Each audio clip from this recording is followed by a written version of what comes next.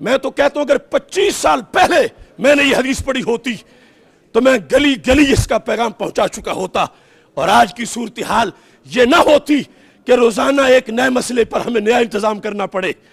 میرے آقا علیہ السلام نے جب ختم نبوت کے لحاظ سے مستقبل کو دیکھا اور نظام عطا کیا تو نظام میں آپ نے کیا فرمایا؟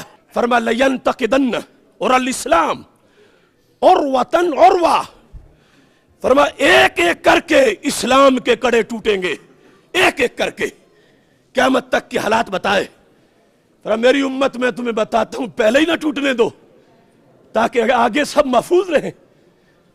پہلا کڑا کیا نماز ہے، کیا روزہ ہے، کیا حج ہے، کیا زکوٰۃ ہے؟ یہ پلرز آف اسلام ہے، نہ انکار ممکن ہے اور نہ کوتاہی جائز ہے، مگر پہلا محاذ نماز نہیں ہے کہ سب اس پہ اکٹھے ہو جاتے سارا دین بچ جاتا۔ ترتیب دیکھو، علم غیب سے سرکار نے کیا فرمایا وہی ہوا، غیر سمجھ گئے ہم نہ سمجھ پائے۔ میرے آقا علیہ السلام نے فرمایا ایک ایک کر کے اسلام کا کڑا ٹوٹے گا، جب ایک ٹوٹے گا تو میری امت دوسرا پکڑے گی، دوسرا ٹوٹ جائے گا، تیسرا پکڑے گی، کافر تیسرا توڑ دیں گے۔ پہلے ہی نہ ٹوٹنے دو، سب اکٹھے ہو جاؤ پہلے پہ۔ وہ کیا ہے؟ لفظ سنو، فرمایا اولہن نقدن الحکم، فرمایا وہ کڑا جس سے پورا دین بچے گا، نماز بھی، روزہ بھی، حج بھی، زکوٰۃ بھی، فرمایا وہ میری امت کی گورننگ پاور اور نظام حکومت ہے۔ اگر میری امت نظام حکومت اپنا بچا گئی تو ان کے مصلے بھی محفوظ، ان کے آستانے بھی محفوظ، ان کی مسجدیں بھی محفوظ، مدارس بھی محفوظ۔ اور اگر نظام غیروں کو دے دیا تو پھر سب کچھ لٹے گا۔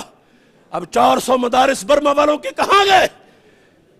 شام کی وہ خانقاہیں، میرے ساتھ وہ حضرات پڑھتے تھے بغداد شریف میں، 5-5 ایکڑ کی خانقاہیں بغداد شریف، عراق اور شام کی، داعش نے اپنی جیلیں بنائیں۔ ایسا کیوں ہوا؟ اولہن نقدن الحکم، حکم اسلام، نظام مصطفیٰ صلی اللہ علیہ وسلم، اس پہ کافروں نے پہلا حملہ کیا اور اتنی غلاظت گھوڑی کہ اس موضوع کو ہی ہمارے نصاب سے نکال دیا۔ پھر آخرہن الصلاۃ، سرکار فرماتی آخری حملہ ہوگا نماز پہ، پہلا نظام پہ ہوگا۔ اگرچہ پڑھتی تو ہر وقت ہے مگر پہلا نظام پہ ہے۔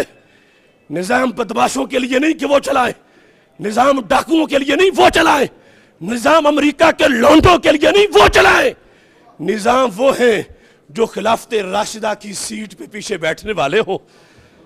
یہ المیہ ہے، ایک ایک مسئلہ آج اس کی حفاظت کے لیے ہمیں نکلنا پڑے گا۔